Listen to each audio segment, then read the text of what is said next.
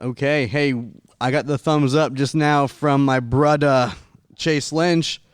We are going live right now, Siggy Midland, and you're probably thinking, well, today's Saturday. Why are we going live right now? Well, here's why we're going live right now. It's because, if you didn't know, tomorrow is Easter Sunday. And because of that, we are hoping that you will be with your family and with your loved ones on Easter. And so we're going to do the recap of week 2 tonight to free you guys up for, celebration with family, friends for the risen Savior tomorrow. So, Bretta, how you feeling? Feeling good. Good. Man. It's been a good weekend. Good. Over the Roni, Yeah. Over the Roni. Well, I heard some, I read an article that said that Governor Abbott was looking at potentially taking away some of the, what do you want to call them? Restrictions, I guess, potentially next week. The grounding. Yeah. So I'm hoping we can at least maybe go to a restaurant in peace next week. Eat some chips and salsa. Yeah, dude. I have been craving chips and salsa at on the border like crazy. So I think I'll probably be doing that first. When this all blows over, you can find your boy at On the Border eating chips and salsa for hours. So Grace is saying, "Hey pals, hey Grace, good to see you." Well, virtually, good to see you. Virtually. Kind of, yeah. Well, you get it. So, man. So we are, week 2 of Job. Mm-hmm. Aired on Wednesday. Hopefully you watched that. It's been a good series. And so we've been hearing some good feedback from students about this series. From small groups have been awesome. Hopefully you're in a small group communicating and talking with your leaders, talking about the message. You had, 25? We got 27 students. 27 students last week. That's awesome. So it's a lot of fun. Yep. So Chase, kind of give us the elevator pitch of your message. The elevator pitch. I always ask this stupid question. How many floors is this building? How many floors? 7 floors. We'll give them 7 floors. Okay. 7 floors. So really, I was kind of piggybacking off your week 1. Mm-hmm. The bar was set high. I lowered it for Monet for next week. So, yeah. But really, so your whole angle was really when we find ourselves in trials, as humans, we desire to know why. We want to know all the answers, but God really wants just our trust within that. Mm-hmm. That was your angle for week 1.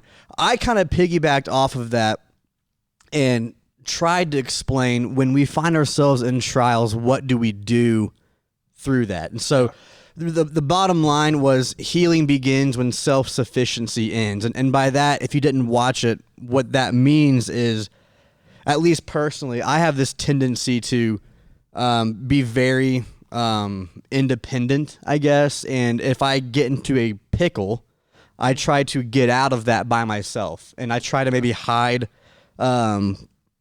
all the junk that I'm going through. And if people ask, "Hey, are you okay?" I always say, "Yeah, I'm fine. Leave me alone."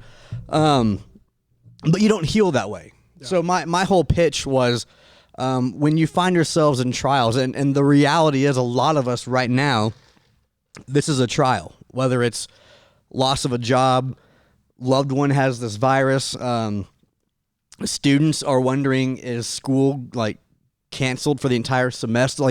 I think we all find ourselves in these weird whatever, and so these are trying times for a lot of us. And so my hope was that if this applies to you right now, reach out to somebody, say, "Hey, I'm struggling. Hey, this is affecting me. Can you pray for me? Can you just pick the phone up and talk to them?" Don't do this by yourself. Because I do that a lot, and then I realize on the back end of it, gosh, if I had just called you or called anybody, I probably could have been a lot better off way sooner than what actually ended up happening by me being independent and I can do this myself. that doesn't work out. So just like Job did, Job, he was real with it. He cried out to God. He cried out to his, friends, and he welcomed help when he needed it, and I think that was the big thing is when you find ourselves in trials, welcome the help. Yeah, no, that's good. So if you kind of look at the grand scheme of Job and how we chopped it up in the 4 weeks, you and I kind of had the it was hard. Yeah, it was hard. Yeah. And so a good question that I had this week was, what does it look like to prepare for a week of just really, really bad news of teaching, if you will? Like, no, I'll answer that first, but I want to hear what you say about that too. Yeah. For me, it was hard, and at times it was frustrating. For all you Enneagram people out there, I'm a 7. That probably shocks nobody, and by that what I mean is I just want to have fun, and I want to kind of push against any negative thoughts, any thing that might cause pain or discomfort, and so whenever you are reading through Job and you combine that with, I can't go anywhere, I can't go see friends, I can't go to a restaurant and eat dinner, like all these things, you're kind of combining with reading the life of Job. Yep. And it's heavy, it's hard. Because I made the comment, when we made the decision to do Job back in November, even then I was like, golly, March and April is going to be tough. I need to kind of start even now getting prepped to do that. Because it's just, you kind of have to go into this different place to prepare a message like that. And this is going to sound really morbid, but it's like prepping for a funeral. Yeah. Hey, this is heavy. This is a different setting. It's not always a fun setting, but a lot of good can come from it, if you just are faithful and trust God to speak through you. So for me, it was really, how do I really read what happened to Job in chapters 1 and 2, but also provide some hope in the midst of that? Because I think, like you were saying, weeks 1 and 2, which you did week 1, I did week 2, there's not a whole lot of hope in those first 2 chapters. It's just, Job's life is wrecked. And so you're like, golly, how do I, because a lot of students and even a lot of adults they hear that and they read and like, dead gum, that doesn't sound fun at all. So you have to kind of think about what the student is thinking when they're hearing it and providing some hope without taking Monet's thunder from next week and then week 4 the next week, and so that was my whole thing was, not to sugarcoat or anything like that, but also try to provide some hope, because we don't want people to tune out and say, oh, well, this is horrible, I want no part of this. So that was my tension, is trying to balance those 2 different spectrum ends. But what were you thinking? Man, along the same kind of vein, there's a real, I guess, struggle for me, because, I mean, one of my things that I spoke about was like worship instead of worry. Mm-hmm. So it's like, how do you communicate to students and people watching that, yes, you can worship in the middle of that? Yeah. And obviously we know why we get to worship, but in that moment, I mean, if you think about it, Job really didn't. Like, he was just trusting God. Oh, I know. And I think one of the cool things for us looking at Job in this lens is that we get to worship and we get to take God at his word because we have the entire Bible. Right. We see that. Right. Obviously, God loves us so much, he sends his son to die on a cross for us. And when he rises from the dead and we have victory, and we know that there is a suffering in that, but also the worst form of suffering was conquered and it was beat through the death of Jesus. Right. So we have hope in that, playing off of this weekend, and so, I mean, we get to understand that, hey, this suffering that we're enduring it's not for loss, and it's for this bigger picture. And what's so cool about that is as we get to continue to press into these weeks, we'll get to see that kind of unfold a little bit. Yeah. Yeah. So. Well, no, that's cool. And again, I don't want to, I'm going to say this just to tease it, but not to speak for Monet. But you kind of mentioned this with this weekend being, we had Good Friday yesterday, and then tomorrow is Easter Sunday. that's a natural just tie-in to how God can use struggles and how God can use evil for our ultimate good, and so, Good Friday was probably the most horrific act in all of history where, the innocent man, Jesus, who's fully God, fully man, willingly gave himself up on the cross for you and I and for everybody. And then we look at that, we're like, well, how could God allow that? That wasn't just. That wasn't fair. He didn't deserve that. Yeah. But then you realize, okay, well, if that hadn't have happened, we wouldn't have salvation. And so God is using things that people would call evil and not fair and really showing his grace and showing his sovereignty through it. And we'll see that happen through Job too, in weeks 3 and 4. So that's a really cool segue and just a tie into the life of Job to really the gospel of Jesus. And so I'm looking forward to it. We heard Monet's little practice run through on Thursday, and she dominated it. So it's going to be really, really good, I think. No, that's good. So we're just going to kind of walk through some discussion questions with it. But so in Job 1, 20 through 22, it's the moment where everything just kind of crumbles for him. And we had just seen that he lost pretty much his job, all of his employees, his animals, his wealth, his kids, all 10 of them. And we see that it says that he tore his robe and he shaved his head. So why did he do that? Why did Job in that moment shave his head, tear his robe?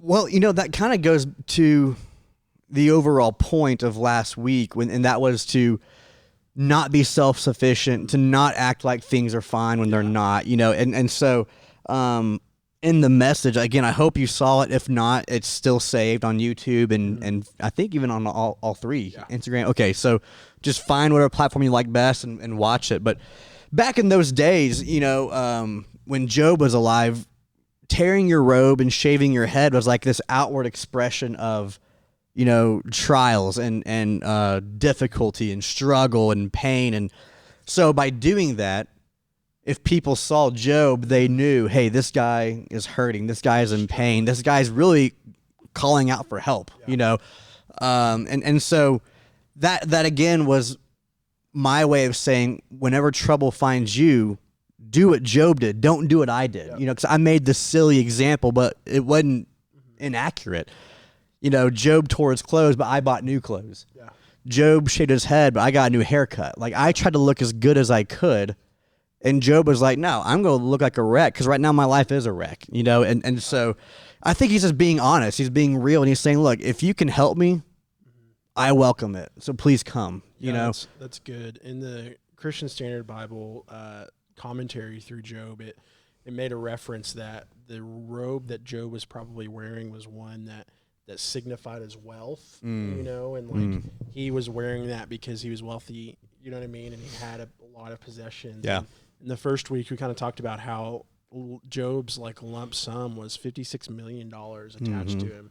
And so in that moment, ripping the robe was, yes, this big, outward expression of pain, but also he technically lost it all. He shouldn't have been wearing that robe anymore, and he rips it off. Yeah, I mean, and I want to ask you this question because again, we both kind of touched on it in our teachings. But so Job 1, chapter 1, verse 20. I'll just read it.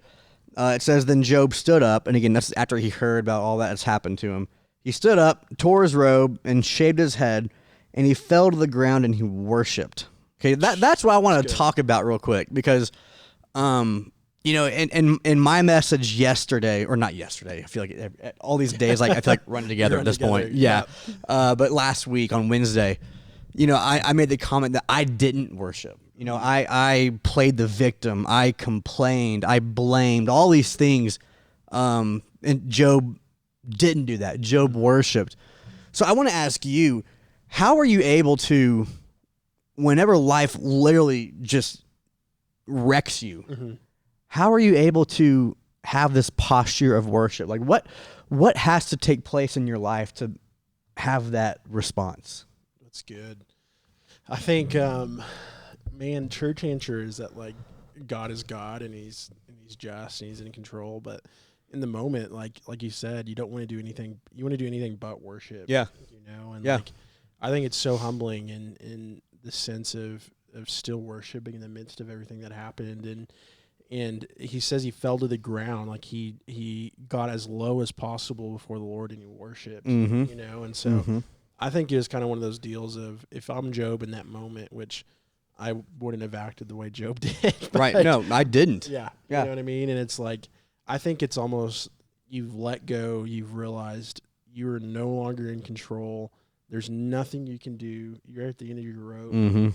And so to still worship is like this humbling of, God, I absolutely need you right now. Yeah. You know? And, yeah.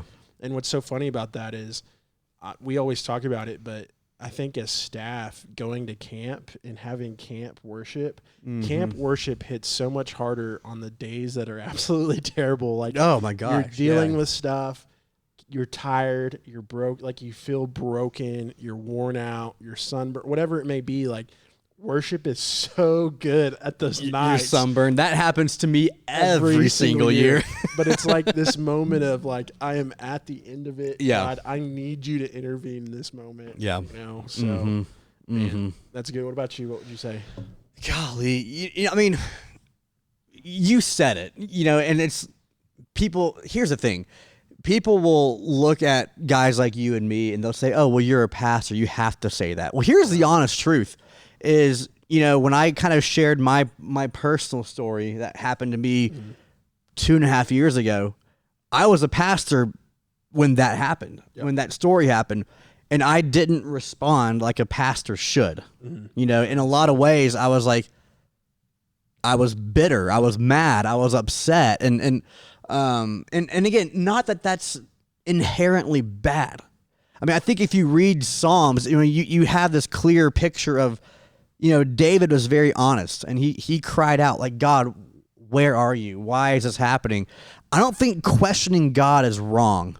I think if you have this posture of, when your questions turn to blame, or when your questions turn to a lack of trust, or when those things are present, that's the difference. And so I think that's where at times I found myself in, was my you know, being upset turned to bitterness. It turned to, at times, lack of trust. I mean, where I had to ask myself, do I really believe what I preach on Wednesday nights? You know, and so it makes you kind of hit this, you know, fork in the road, and you can either choose to trust or you can choose to walk away. And I think that's the choice you have to make. And but it's hard, you know, and so, but just to choose to follow God in the midst of your trial, and to not just follow, but to worship. That to me is like the next step. It's like, hey, I'm all in. I'm fully committed. Job did that. I think if you compare me to Job, I went the route of trust, but I went like a toddler dragging his feet. You know, like I was complaining and I was like, I'm coming, but I don't like this. You know, and but I feel like Job just kind of like was full on, just embraced it, was there, and that's the goal that we should strive to have. But again, it's easier said than done, for sure. No, that's good. Yeah. I want to touch on two more things as we're kind of pushing through. One is just the Job's friends in that moment, and then also just the kind of the expression of the pain and the suffering that kind of happened. But first, let's talk about his friends, his community, if you will. I mean, those are the dudes that showed up to Job's absolute lowest point in his life, you know? And so let's talk about that. What does that look like? I mean, obviously, it's going to take kind of a turn when you talk about Job's friends in the moment, and they're going to kind of hit a point where they start questioning some stuff. But right now, just for this week too, let's look at it through the lens of Job's friends just showing up. Yeah. So kind of walk us through what happened with that. Well, so in chapter 2, verses 11 through 13, so really the end of chapter 2, and when this is happening, we've already seen, you know, chapter 1, he lost all of his wealth and he lost all of his kids.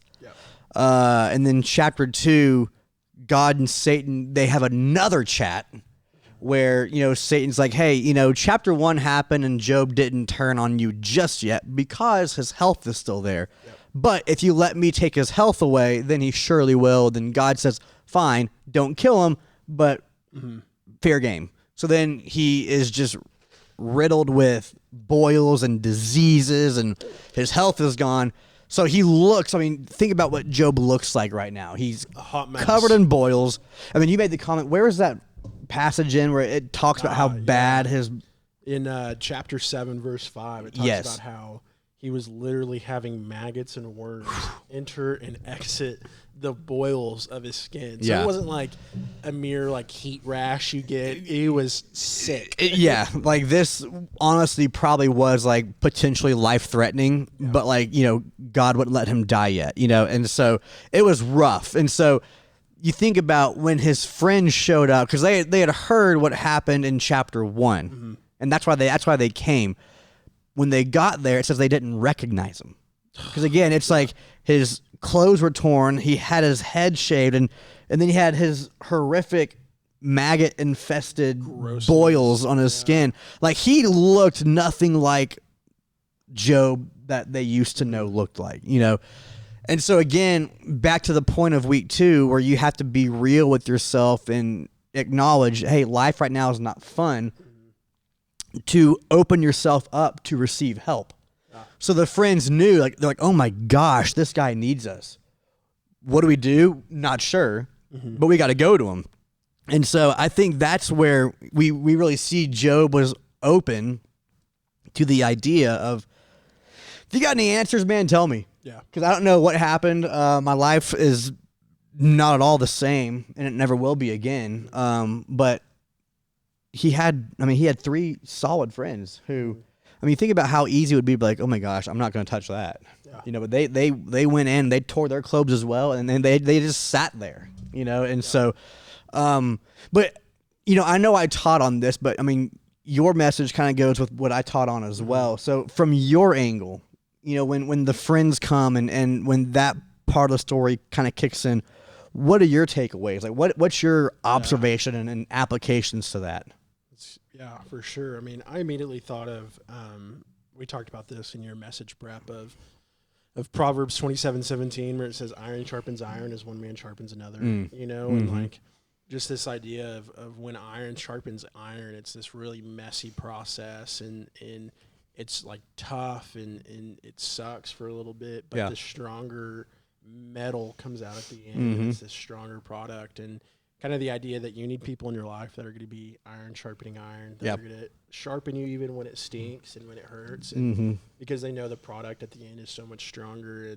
And I kind of see Job's friends in that as like, hey, the process sucked, and they shaved their heads, and they tore their robes, and they laid with him for 7 days and 7 nights, and pretty much in a field, and didn't say anything, and just were kind of mourning there. But man, I think about it, there was a time about a year ago when I had just had an absolute just terrible day, and a bunch of stuff happened, and you called me and you're like, hey, you want to go to the baseball game? And I'm like, you're like, no, I don't. I was like, no, you're coming. Come on. I was at my house. I was watching The Dark Knight. I was in the element. It's a good movie. You know what I mean? Yeah. And so I'm like, no, I had a terrible day. You're like, no, come on, meet me at Grande. Yep. And then it was like, hey, let's talk about it later kind of deal. But, I mean, you need people in your life that aren't afraid to level themselves with you and just be in the moment and the nastiness. Yeah. You know what I mean? And so that was kind of my takeaway from it. But, I mean, there's just something super, super just beautiful about that before Job's friends start questioning is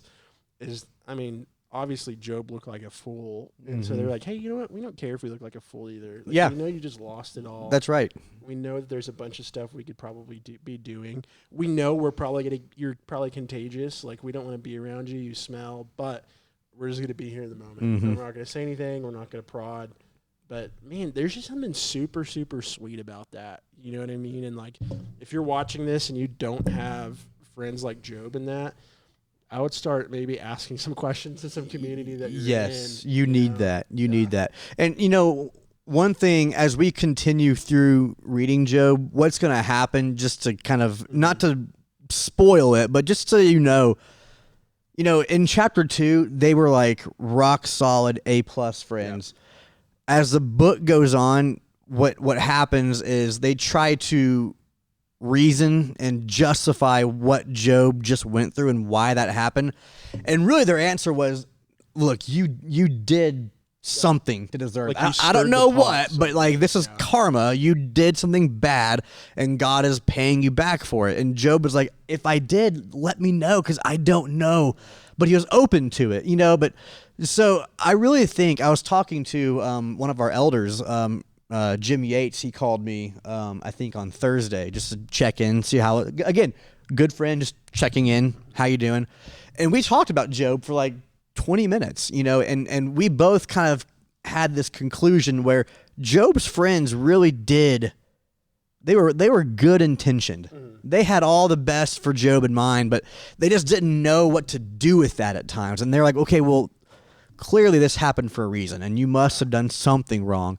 But they never left him, though. So they're always there. And so I think it's easy to kind of like throw shade at them. But end of the day, they were still present with him when nobody else was.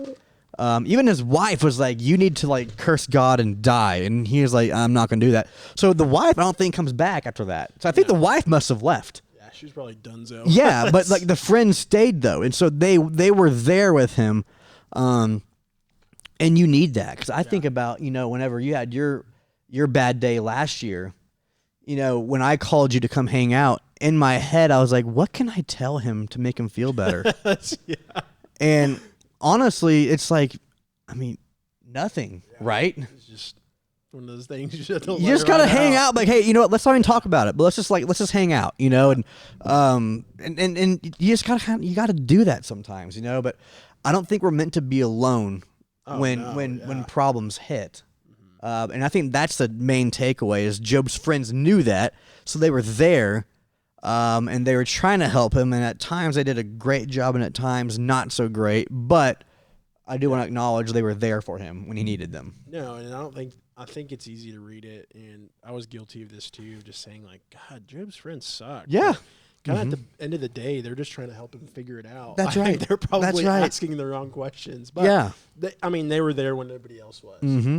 So speaking of kind of the emotional kind of turmoil that we see in chapter 1 and chapter 2, what is the big difference when you read this with the tearing of the robe, the shaving of the head, this laying in the field kind of deal? How is that different from how we are prompted and encouraged to share our feelings in today's age? Yeah, that's a good question. And again, I want to hear your take on it too, because again, I think every person's different. And I don't mean this like in any shade at all, but I think some people are totally fine with, if the slightest inconvenience hits them, they tell everyone. And then you're like, okay, it's not that big of a deal, So there's those people, but then there's guys like me who, I kind of walked through what happened in the message, what happened to me with like my grandma passing, and then the engagement being called off, and all these things happening. But yeah, I was like, no, things are fine. Yeah. But I think deep down we all knew things are not fine. Like you need to talk this through. You need to be with people, and so culturally it's different because again we don't tear our clothes and shave our heads. But again, you go back to why did Job do that? He did that because he wanted people to know that he was hurting in hopes that he would get help. Yeah. And so I think that's the key for us to keep in mind is when we are hurting, we need to be open with that to really invite and encourage people who are around us to help us. And so I think about, well, what does that look like in today's day? Well, hopefully it's your small group. Yeah. Hopefully it's, friends at school. Hopefully it's, you and I and just church staff, Siggy staff, people that people that you trust who will maybe not have all the answers. Because again, Job, here's the worst part, not the worst part, but about Job is Job never got an answer to his question. And so you may not ever get an answer, but you have people who will walk with you through that journey, and you got to have that. And so there really is no right way to signal I need help. other than you realizing I need help and you reach out and you try to get that from somebody, you know? So that's my take on it. But that, again, that's how I'm wired. So you and I, in a lot of ways, are different and similar, but I think in this case, we're probably a little different. So how would you kind of, you know, again, you're not going to tear your clothes, but what's your take on, you know, being outward and open with your struggle and kind of responding like the way Job did? Yeah, no, I think just personally, I mean, being really vulnerable, it's just, I have gone through a lot of my life of feeling, man, I can't show emotion. I gotta tough it out. Mm-hmm. There's Same. too many people that are relying on me to be level-headed, Yep. you know, and like I bottle it in, and then I finally hit these points where it's like everything just kind of It's like a goes to volcano. shambles. Yeah. Yeah. Yep. And so I don't, man, that's where I struggle, is just realizing, hey, you're not any less of a human because you share your emotion. Mm-hmm. I think there's a fine balance between that by having emotion and letting emotion be your master, if you will. Big time. And Yeah. it's funny when you look at it through society, it's we kind of hit this big pendulum swing of tough it out, rub some dirt on it, to in 2020 where it's like everybody has a feeling, Mm-hmm. you have your safe place, you know what I mean, you can feel whatever you want to feel, and it's like, how do you be a God-fearing believer in 2020 and walk this line? Is super hard. It is. You know, and like I said, I mean, it's that balance between having emotion and letting emotions be your master. Mm-hmm. And man, it's so hard, you know, and like I think for like maybe in the sense of if we were doing this talk however many years ago, it'd be like, man, Job's an absolute nutcase. And then now it's kind of the perspective like from the society's like, man, Job, yeah, that's good, man. Let it out, buddy. You know what I mean? And it's like, what is the correct, I mean, because the scripture talks about when they see him, it was this just absolute distraught mourning that is reserved solely for absolute disaster and death. Yeah. And Job had just witnessed all of that. Right. You know? And so that's kind of the question, and hopefully you get to talk about that more in small group, is what does it look like to be a follower of Christ and to have reign on your emotion, and have, you know what I mean? And like, well, and that's a good point, because when I gave my practice run last Thursday before we filmed on Sunday, I think it was Charlotte that made the point, you know, when I kind of open up with my junk and with my personal stuff, you know, she made the comment that, you know, not with my grandma dying, but with the other two things, with my back being thrown out and then with the, I guess, failed engagement, I had a lot to say in those things. Like I was to, you know, every relationship ending, there's always two parts to that. You know, it's very, very rarely like it's always that person's fault and not, you know, mutual 50-50, you know. And so I had a part to play in the relationship, and I clearly had a part to play in me getting hurt because I tried to lift way too much weight, you know. And so what I got, you would argue I deserved. But with Job, he didn't deserve that, you know. And so it's hard because, like, with me, when I would have people comfort me, you know, they would say, hey, you'll get through this. But, like, dude, in that moment, it feels like you're not going to get through it, you know? Well, that's very true. But also, you know, they'll say you'll get through it. But, bro, I mean, I got to tell you, when you made this comment and it made her mad, like, you deserve that. And then when you lifted that weight and you couldn't do that and you got hurt, you deserve that. So it's different when you walk with somebody. It's like, I mean, Chase, you kind of got what you deserve in some ways, you know, but with Job, he didn't deserve it. And so it's like, how awesome is it? It's different, you know? Yeah.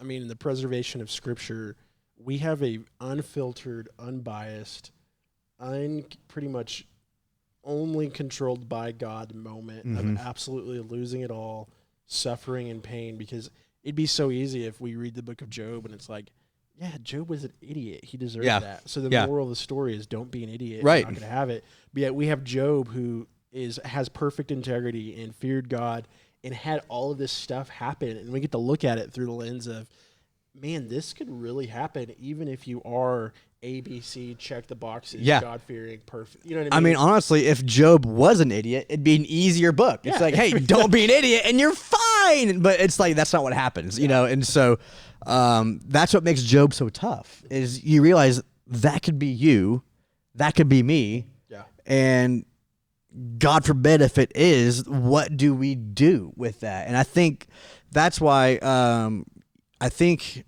it was Cody Dixon asked the question, why does God entertain Satan at all in the book of Job? Like, why did God even let Satan have a part at it? And I think, again, my quick answer, and you can, if I'm wrong, chime in, or if you want to add on to it, chime in.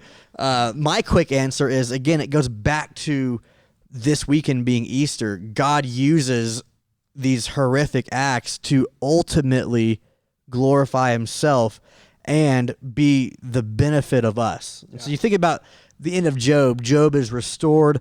Job gets, even more wealth and a new family. So the scar of what happened in the first two chapters never go away. Yeah. It's not like, oh, life is better now than it was before. Like it wasn't better. It was different, but God blessed him. God was always there. But you understand that it's hard because, again, he didn't deserve that, but then you see God's faithfulness throughout. Yeah. And you can cling to that. And that's the hope that the book of Job gives, but it's a journey to get there. Yeah. You go through a lot of junk to get there. No, for sure. And I think back on in describing the scene as it talks about it in these like really kind of weird terms of this heavenly council of God and Satan in front of these different translations put it differently, and we don't know exactly where it took place, obviously. But it says that there was people in this interaction besides Satan and God. Yeah. And so through that moment, you look at it, if you're just the perspective of one of these heavenly council people and you're watching this interaction take place and you see what Satan does, you're like, God, I don't know if Job's going to pull through. Yeah. You know what I mean? Well, and then they're probably thinking, what are you doing? Yeah. Why are you talking to him? Like, and so Cody's question is totally valid. It's like, what are you doing? And then you look at it through, they see it, Satan comes back, Job still doesn't curse God. They're still sitting there. They see the interaction take place and going back and forth. And then they're like, oh, man, infectious boils. Yeah, Job, give it up, man. Like, you don't know what's coming. And then at the end of that moment where Satan doesn't come back and he disappears and for them to see, oh, like, that's what that was for. Right. You know what that's I mean? What he that's was like doing. Their example that they got and the example we got is, at the end of the day, it doesn't matter about possessions or wealth or what you have or what you don't have. The end goal is a stronger reliance on Christ, like on God. Right. You know what I mean? And like more of a faith in him and that council, whoever was watching there, whenever it was, wherever it was, like they got to witness that. You know what I mean? And like, I think it's kind of funny to think through, man, I wonder what that moment was like. Yeah. Seeing that interaction. Well, and again, we made the comment when we recapped last week, you think about, we don't really know exactly when Job was written, but we know it's like one of the very first books of the Bible that were written. It's old. And so you can make the argument, it's probably a solid 3,000 years old, and so, but here we are in 2020, years and years and years removed from when this took place, and yet we're still learning from it. That's still an example. Yep. And so God in his infinite wisdom knows, if I let this happen to Job, this will impact people 3,000 years from now, and so just how awesome of a picture is that, and so again, this goes back to, I think the Apostle Paul says it, and I think it's in, oh gosh, I should know this. I think it's Philippians maybe, where he's saying, really our life with Jesus, it's like you're looking into a dim mirror, and you don't see everything. But when you get to the other side, like when we're in heaven, we see, oh, like you're saying, that's what you were doing. I get that now. And so we may not have that aha moment until we get to heaven, but we know while we're here right now that moment's coming. and we rest in that, and we cling to that because we've seen God do that before through guys like Job, through guys like David, and really through Jesus himself, and so that's what helps me get through it when I may not see my answer for my life here on earth. No, that's good. That's awesome. Keep tuning in with us. We're going to keep diving into some more scripture and some more kind of dissecting of Job. And tune in Wednesday. Monet Brawley is going to pick it up in week 3. It's going to be and good. This is going to be a really, really it's gonna good be good, one. yeah. And then she's probably going to join us next Sunday. She needs to. Yeah. And we'll keep talking about this. But, man, what a time to walk through Job. What a time to celebrate Easter. And what a time to be a Christ follower in this season. You know what I mean? And so, man, it's going to be good. It is. It's going to be really good. It is. So hey, before we sign off, I keep saying sign off now because of you. But sign off. It's a thing. I'm sure of it. Before we exit off this video, just want to say to everyone watching, happy Easter. Hope you enjoyed Good Friday. But we know through Jesus that it doesn't stop at the cross. The risen tomb happens tomorrow. And so just want to give all y'all a shout out. Happy Easter. Stay safe out there, and we will see you all next week. I think Facebook's off. Instagram, you are last but not least. Have a great night. We'll see you soon.